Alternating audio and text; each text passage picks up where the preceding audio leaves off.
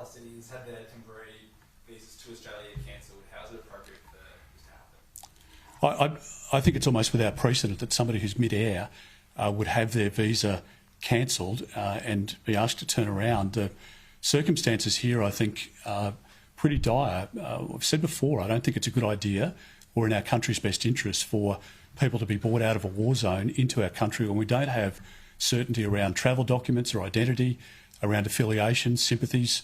Hamas is a listed terrorist organisation in our country, and I'm sure the vast majority of people who would be applying for a visa just want a better start in life. But we need to make sure that anybody who's coming to our country is not going to pose a threat.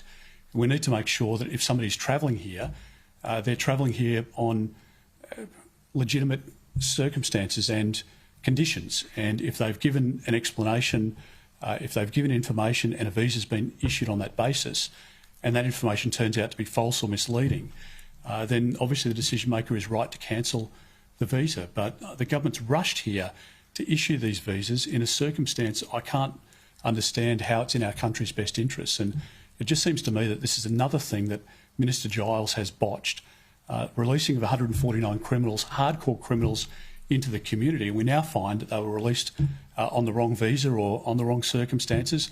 Andrew Giles lurches from one disaster to the next. How Prime Minister Albanese can keep him in his job is beyond me, and Australians have long lost faith in Minister Giles. His responsibility is to keep us safe, and he's not doing that. And I think that's why the Prime Minister needs to act.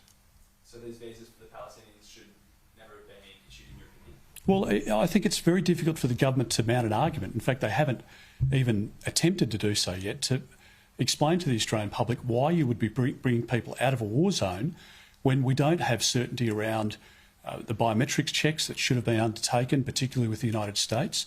We don't know whether people are travelling on paper documents or whether their names have been checked against intelligence databases and holdings from our Five Eyes partners. None of that information has been explained or provided, and I think there are plenty of opportunities, as we've demonstrated in the past, to bring people in who want to start a better life. We're the most generous nation in the world when it comes to our migration program, second on a per capita basis only to Canada.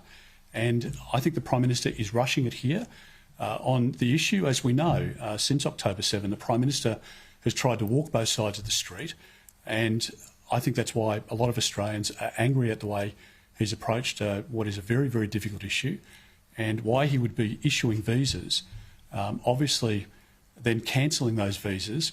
It shows that there is a problem in the system, and a problem is with the government and the direction that they've given to these decision makers. Penny Wong's going to host China's foreign minister in Canberra next week. Do you welcome the visit, and how do you assess the sort of state of the relationship?